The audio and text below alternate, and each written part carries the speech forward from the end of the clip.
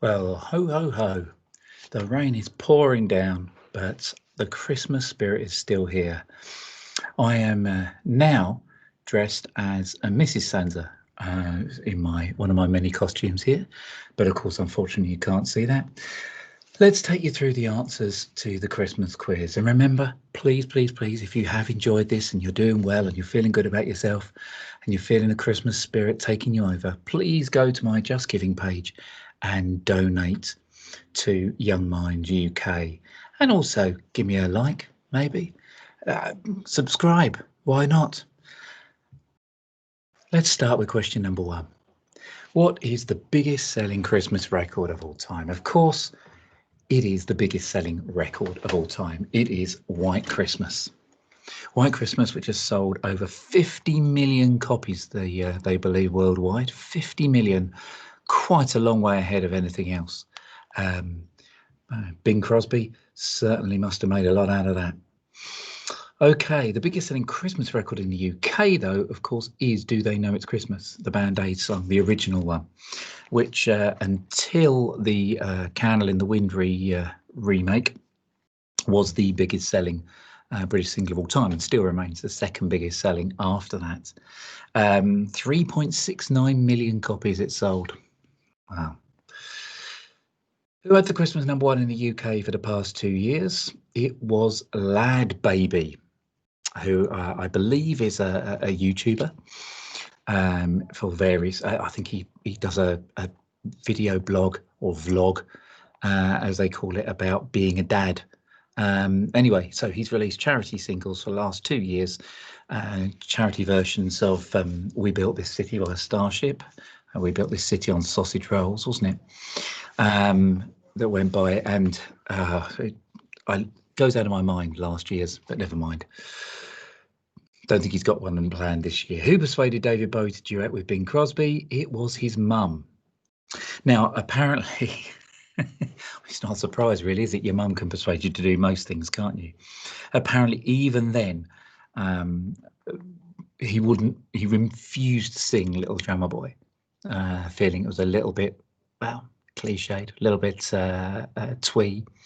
And so they composed this song, Peace on Earth, that he sings in kind of counterpoint to Bing Crosby at the same time. Hey, wow, interesting. The only artist who features on all of the Band Aid singles except Band Aid 2, which was, of course, that Stock Aitken and Waterman abomination, where Cliff Richard seemed to just take over the entire thing back in '89, was, of course, Bono. Bono, who was, you two were only really coming through, weren't they, in the first Band Aid? And I think it was only him. I think one other member, I think it might have been Adam Clayton, the bassist, that also went along to the recording. But anyway, Bono got one of the solo parts, famously, of course, the Tonight Thank God It's Them Instead of You, which I think he sang on both the 20 and 30 versions as well. Yeah, he got that, and of course then Live Aid made U2 absolutely huge, and off it went from there. Unusual Christmases. Well, yes, which one of these songs is not a real song? It is Santa Ate My Turkey, unless somebody has recorded that somewhere, and it's quite possible they did. No, let's take you through these. I'm Gonna Lasso Santa Claus is a Brenda Lee song. Absolutely. I don't know why she's going to, but there we are. Christmas with Satan is a song by James White. You can find that if you look for it on Spotify. I've listened to it. It's not particularly memorable, I have to say. Mistress for Christmas was an AC/DC song. That's not going to surprise you, about the joys of spending Christmas with your mistress rather than your wife. Backdoor Santa, you may well be aware of. It was used quite extensively in my favourite Christmas film, Bad Santa. Wonderful film, that. Looking forward to watching that again this Christmas. That's by Clarence Carter. It is very rude. Let's just leave it at that. Please Daddy Don't Get Drunk This Christmas is a tear wrencher from John Denver. Yeah, and what can you get a Wookiee for Christmas when he already has a comb? It's by a group called Miko from the Star Wars Christmas album of 1980. That was around about the time of the awful Christmas special as well, wasn't it? So there we go. So all of those real, apart from Santa Ate My Turkey. Do look them up, have a listen, or maybe don't. Okay, lyrics wise, I'm sure many of you got the first one. Does your granny always tell you that the old songs are the best? Then she's up and rock and rolling with the rest. Of course, that's Slade. Yes. Everyone dancing merrily in the new old-fashioned way. Brenda Lee again on Rocking Around the Christmas Tree, throwing in for us a wonderful example of an oxymoron. There you go. That's the English teacher in me coming out. You saw number 9? This is Santa. This is Christmas Rapping by Curtis Blow, one of the novelty rapping records that were around at the beginning of the 80s, into the 70s. A red-suited dude with a friendly attitude and a sleigh full of goodies for the people on the block. You've got to get the rhyme here. Got a long white beard, maybe looks a bit weird. Kind of weird, I'll give that to you as well, anything like that. Okay. And finally, we have Chris de Burgh. In that period before he became the abomination he was through Lady in Red. And there are people, particularly from Ireland, who will tell you that actually he was a real quality artist before then. I'm not sure I want to try it. But Spaceman Came Traveling's all right, isn't it? A very strange transplanting a Christmas story to the idea of an alien coming down to the planet. Anyway. But I'm sure you remember that it came from a planet a long way from here. It brought a message for people to hear, and suddenly the sweetest music filled the air. And so how did that message go? It went la la la la la la la la la la. Yes, la la la la la la la la la la, as he did. Okay. Right, moving on to our connections round. So here we have 4 Christmas classics. Now, since I did this, this has already gone out of date. Went out of date on Friday. What's the connection between Greg Lake's I Believe in Father Christmas, Wham's Last Christmas, Fairy Tale of New York, and All I Want for Christmas Is You? It was all that they were Christmas number 2s that had never made number 1. And then on Friday, Mariah goes and gets to number 1 many, many years afterwards, although just to make Wham a number 2 again. Okay, the Christmas number 1s. I enjoyed this one. I enjoyed trying to remember them myself before I looked them up.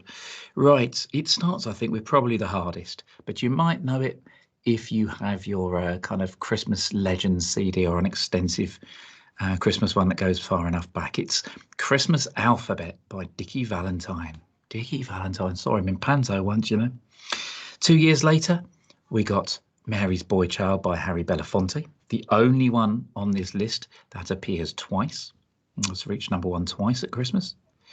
73, then a 16-year gap. Obviously in the 60s, they didn't like their Christmas songs very much. 73, year I was born, there was a massive race for number 1.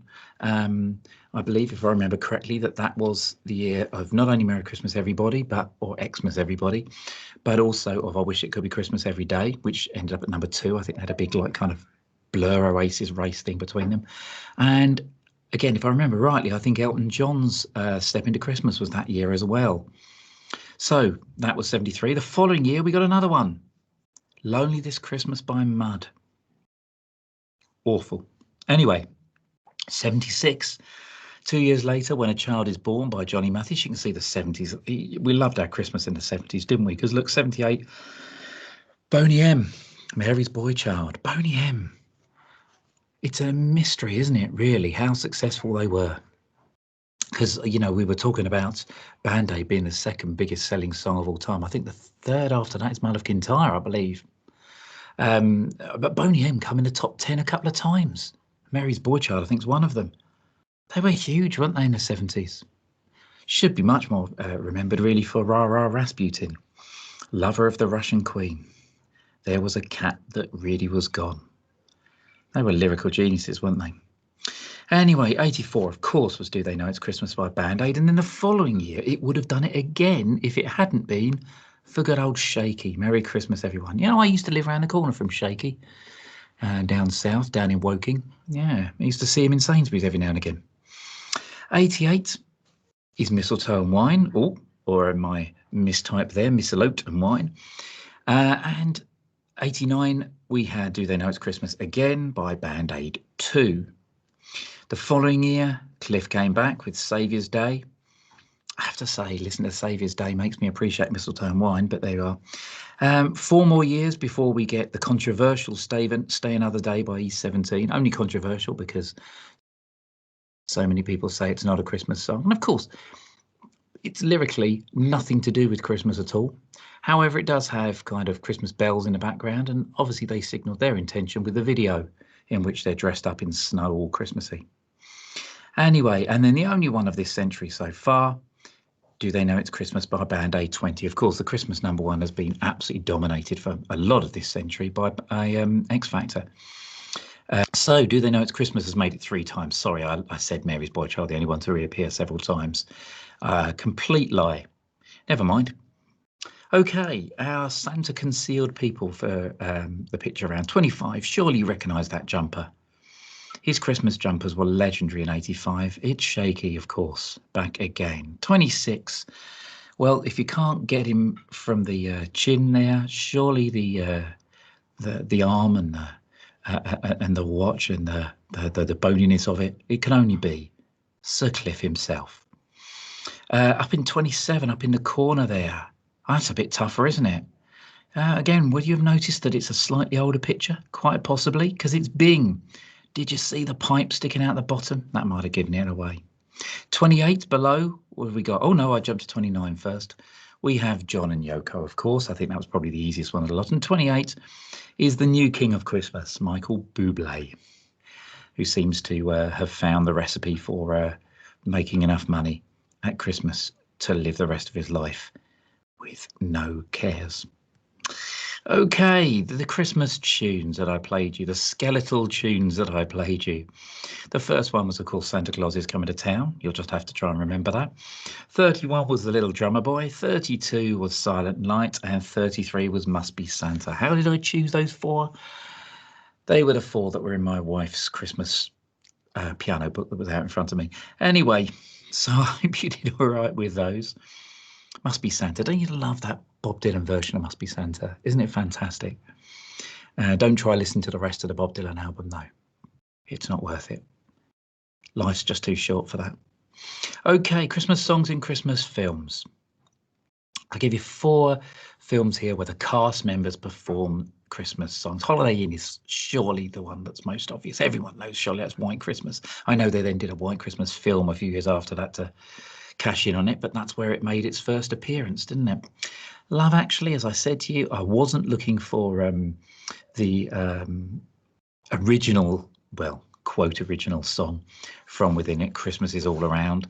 What of course we had at the end was a performance by some annoying children of All I Want for Christmas Is You. And you know, it may just be me, but that feels to me like the point at which that song went stratospheric. I may be wrong. Maybe it was the other way around. Maybe it did, and then that's why they used it. But anyway, in Elf, yes, of course, they do sing Santa Claus is Coming to Town at the end. But as I said, I'm looking for the duet, which of course was Baby It's Cold Outside, which you can listen to as a duet. It's a very good one indeed. Zooey Deschanel's got a lovely voice, hasn't she? Not slagging off Will Ferrell, of course. You know, he's a nice voice too. And Meet Me in St. Louis, not a Christmas film, of course, but famously has Have Yourself a Merry Little Christmas, performed by Judy Garland in it. Very sad, because the song's about basically the fact that they're all leaving and having to move away after Christmas, so enjoy it while we can. Oh, well. Okay, the song connections. I like these ones. I suppose the clue to this is knowing 1 or 2. Now, the way in, because Bing Crosby, frankly, could be almost any Christmas song. And I very much doubt that many people knew about Sinead O'Connor's version. It occasionally appears on some compilations, but it doesn't generally.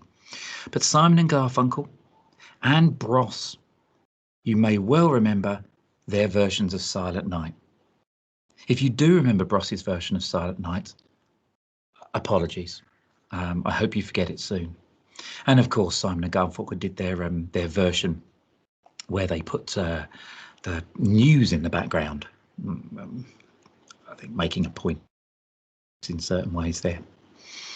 Okay, what connects these ones? Then did you spot Justin Bieber there with his little dog? Yeah, I didn't know he had a little dog. I knew he had a monkey at one point, but there you are. I think the clue to this one is your bottom right hand corner. This is my favourite Christmas song of the lot. Nat King Cole, who for my money has probably as good a voice as anyone I've ever heard in popular music, singing the Christmas song. And all the other ones have done it. Obviously, Michael Bublé's done it. I think he's done every Christmas song now. I have not listened to Justin Bieber's version. I'm not going to either. And Christina Aguilera did one of her zooming up and down one here. And the rain has got louder, as you can probably hear in the background. The gods obviously angry at Justin Bieber for doing the Christmas song here. And finally, what about this one? This one's a bit tougher, really, isn't it?